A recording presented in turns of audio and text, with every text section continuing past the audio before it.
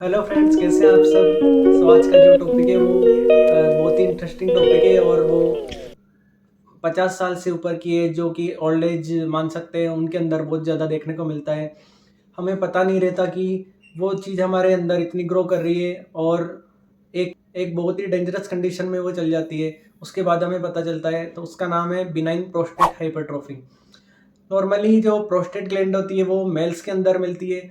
Mails के अंदर जो मेल पर्सन होते हैं उसके अंदर देखने को मिलती है। प्रोस्टेट ग्लैंड क्या होती है कि प्रोस्टेट ग्लैंड हमारे जो स्पर्म है और जो सीमेन है उसका 30% काउंट वो उसके बनाने के लिए जिम्मेदार होती है। तो प्रोस्टेट ग्लैंड हमारी जो यूरिथ्रा है जिसमें से हमारा यूरिन पास आउट होता है, यूरिथ्रा के दोनों साइड मिलती है प्रोस्टेट ग्लैंड। अगर किसी वजह से इसके अंदर स्वेलिंग आ जाती है या इसका एनलार्जमेंट हो जाता है तो वो हमारी जो यूरिथ्रा है उसको कंप्रेस कर देती है, उसको दबा देती है।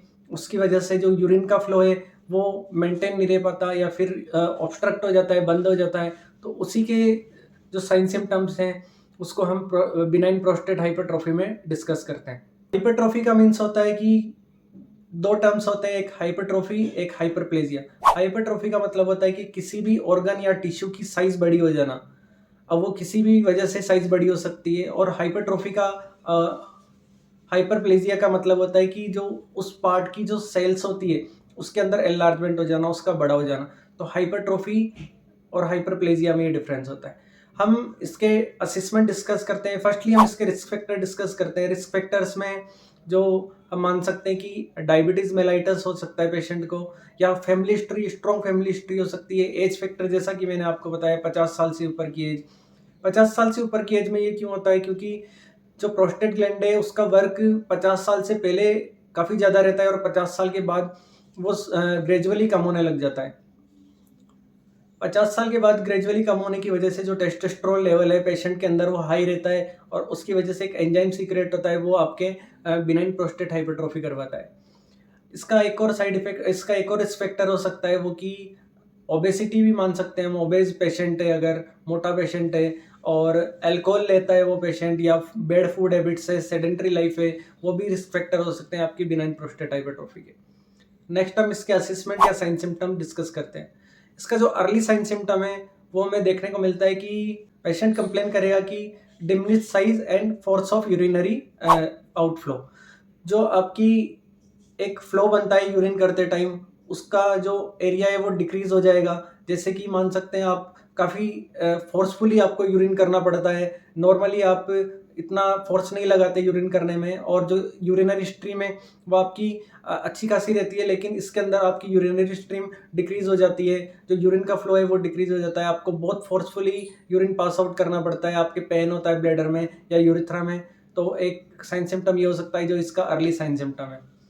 सेकेंडली इसका लेट साइन सिम्टम जिसको हम मानते हैं वो होती है post void dribbling. Post void dribbling का मतलब होता है कि पेशेंट कंप्लेन करेगा कि सर मैं यूरिन पास आउट कर लेता हूँ, उसके बाद भी ड्रॉप बाय ड्रॉप यूरिन गिरता रहता है, तो उसको हम पोस्ट वॉइड ड्रिबलिंग में कंसिडर करते हैं। पोस्ट वॉइड ड्रिबलिंग क्यों होती है, क्योंकि आपको एनी टाइम ऐसा फील होगा कि मेरा ब्लैडर भरा हुआ है, मेरे ब्लैडर में फीलिंग है, या अर्जेंसी और फ्रीक्वेंसी पेशेंट को लगी रहती है कि मैं यूरिन पास आउट करूँ, मुझे यूरिन पास आउट करना है। लेकिन जबकि वो अभी थोड़ी देर पहले यूरिन पास आउट करके आया है। अब वो क्यों होता है, क्योंकि जितना यूरिन पास आउट करना चाहिए उतना हो ही नहीं रहा। वो यूरिन की जो स्ट्रीम है वो स्लो है, वो डिमिनिश्ड है, तो उसकी वजह से आपको फुल ऑफ ब्लैडर फीलिंग एक फील होगी। तो ये एक लेट साइन सिम्टम है। पेशेंट को फील होगा नोक्चूरिया। नोक्चूरिया का मतलब होता है कि नाइट टाइम में पेशेंट को बहुत ज़्यादा अर्ज फील होगी यूरिन पास आउट करने की। इससे हम कैसे डील कर सकते हैं, पेशेंट को बताना है कि नाइट टाइम में आप ज़्यादा पानी नहीं पिएं, धीरे धीरे करके पानी पिएं, और नाइट टाइम से लगभग 1 घंटे पहले तक आप पानी को अवॉइड कर रहे हैं।